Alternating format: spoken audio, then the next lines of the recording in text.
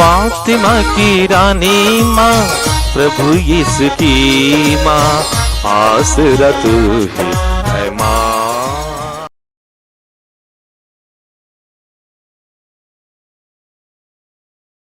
पहला पाठ तिमोथी के नाम संत पौलुस का पहला पत्र, अध्याय 6, पद संख्याएं 2 से 12 तक। इन बातों की शिक्षा और उपदेश दिया करो।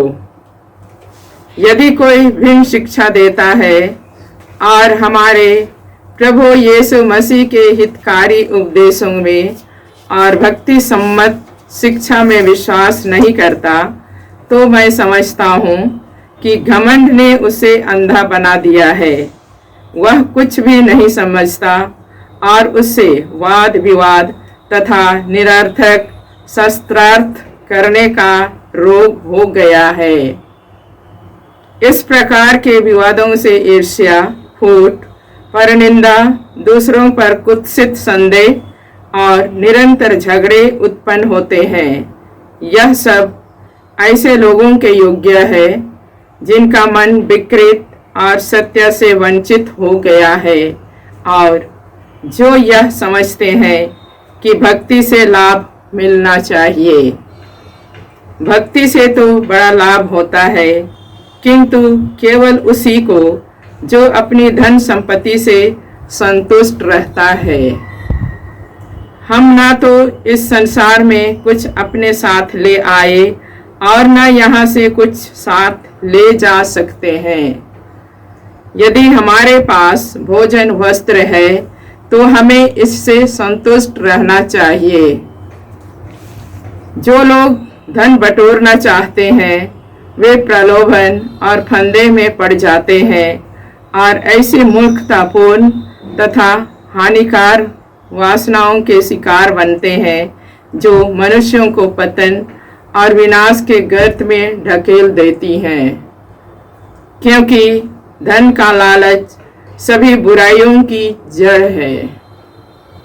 इसी लालच में पड़कर कई लोग विश्वास के मार्ग से भटक गए और उन्होंने बहुत सी यंत्रणाओं द्वारा अपने को छलनी कर दिया। तुम ईश्वर के सेवक होने के नाते उन सब बातों से अलग रहकर धार्मिकता, भक्ति, विश्वास, प्रेम, धैर्य तथा विनम्रता की साधना करो।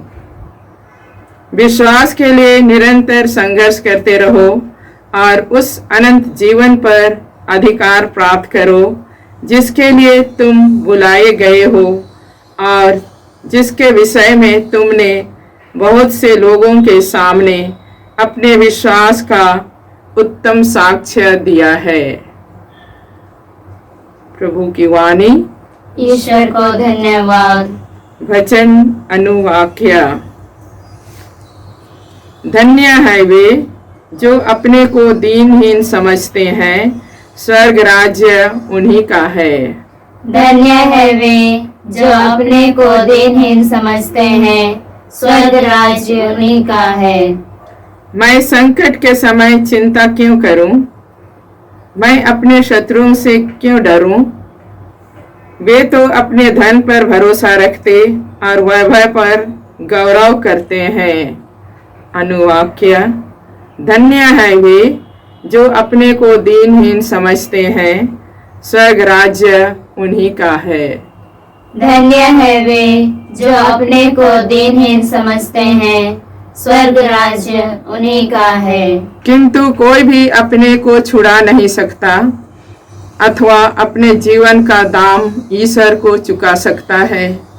कोई भी अपने प्राणों का मूल्य दे नहीं सकता अथवा पृथ्वी पर चिरस्थायी जीवन खरीद सकता है। कोई भी मृत्यु से नहीं बच सकता। अनुवाक्य। धन्य है वे जो अपने को दीनहीन समझते हैं, स्वर्ग राज्य उन्हीं का है। धन्य है वे जो अपने को दीनहीन समझते हैं, स्वर्ग राज्य उन्हीं का है। इसलिए इसकी चिंता मत करो कि धनी का वैभव बढ़ता जा रहा है। मरने के बाद वह अपने साथ कुछ भी नहीं ले जाएगा, उसका वैभव उसका साथ नहीं देगा। अनुवाक्य: धन्य है वे जो अपने को दीनहीन समझते हैं, स्वर्ग राज्य उन्हीं का है। धन्य है वे जो अपने को दीनहीन समझते हैं, स्वर्ग राज्य उन्हीं का है। वह अपने जीवन में अपने को धन्य समझता और अपना भाग्य सराहता रहा, किंतु वह अपने पूर्वजों के पास जाएगा और फिर कभी दिन का प्रकाश नहीं देख पाएगा। अनुवाक्य: धन्य है वे जो अपने को दीनहीन समझते हैं, स्वर्ग राज्य उन्हीं का है। धन्य है वे जो अपने को दीनहीन समझते हैं, स्वर्ग राज्य उन्हीं का है। जय घोष। हालेलुया। हे पिता, हे स्वर्ग और पृथ्वी के प्रभु, मैं तेरी स्तुति करता हूँ क्योंकि तूने राज्य के रहस्यों को मेरे बच्चों के लिए प्रकट किया है। हालेलुया। प्रभु आप लोगों के साथ हो और आपकी आत्मा के संत साथ। लूकस के अनुसार प्रभु यीशु ख्रिस्त का पवित्र सुसमाचार। हे प्रभु तेरी महिमा हो। अध्याय 8 पद संख्याएं 1 से 3। यीशु नगर नगर और गांव गांव घूमकर उपदेश देते, ईश्वर के राज्य का सुसमाचार सुनाते रहे। 12 प्रेरित उनके साथ थे और कुछ नारियां भी जो दुष्ट आत्माओं और रोगों से मुक्त हो गई थी। मरियम जिसका उपनाम मगदलेना था और जिससे 7 अपदूत निकले थे, हेरोद का करिंदा खुशा की पत्नी योहन्ना, सुसन्ना और अनेक नारियां भी जो अपनी संपत्ति से यीशु और उनके शिष्यों की का सेवा सत्कार करती थी।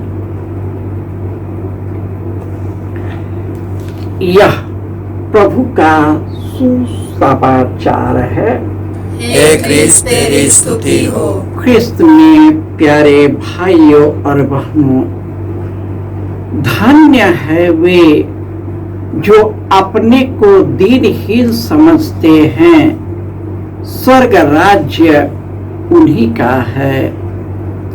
हे पिता, यीशु इस प्रकार अपने पिता को धन्य करते।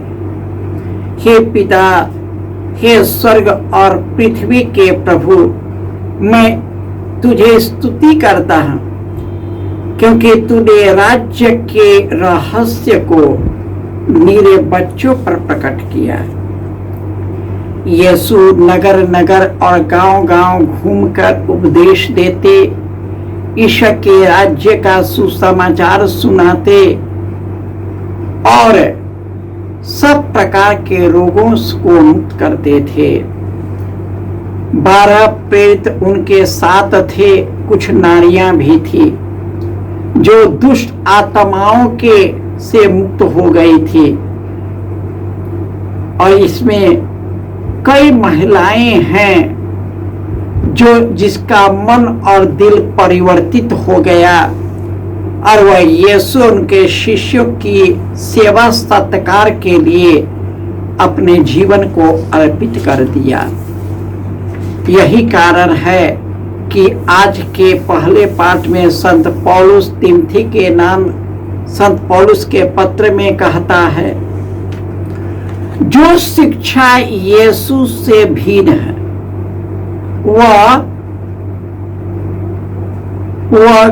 वह संसार के घमंड में चला जाता है और वही उसको अंधा बना देता है और वह कई प्रकार के कुकर्मों और पापों में फंस जाता है। कई रोगों का शिकार हो जाता है। आपस में ईर्ष्या, फूट, परनिंदा, दूसरों के प्रति कुत्सित संदेह, निरंतर झगड़े होते रहते हैं। मन विकृत कर देता है, हृदय विकृत कर देता है। आज जो लोग धन बटोरना चाहते हैं वे प्रलोभन के फंदे में फंस जाते हैं, क्योंकि ऐसी मूर्खता पूर्ण और हानिकार वासनाओं के शिकार बनते हैं जो मनुष्य को पतन और विनाश की ओर ढकेल देता है। क्योंकि धन की लालच सभी बुराइयों का जड़ है, इसने कई लोगों को भड़का दिया है। आज के नेता, हमारे देश के शासक लालच, स्वार्थ और पदवी के लोभ से त्रस्त है। यही कारण कि वे घमंड करते हैं, ईश्वर से दूर जाते हैं, यीशु के नाम पर लोगों को भड़काते हैं और कई तरह से समाज को तोड़ते हैं, देश को तोड़ते हैं, क्योंकि उनकी शिक्षा ईश्वर से अलग है। वह वही करेगा जो उसके हृदय में है।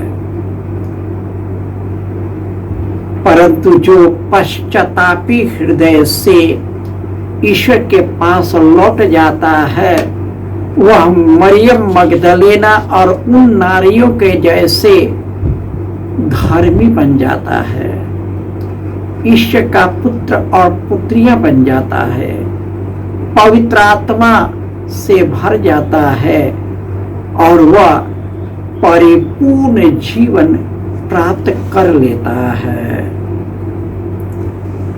जय यीशु।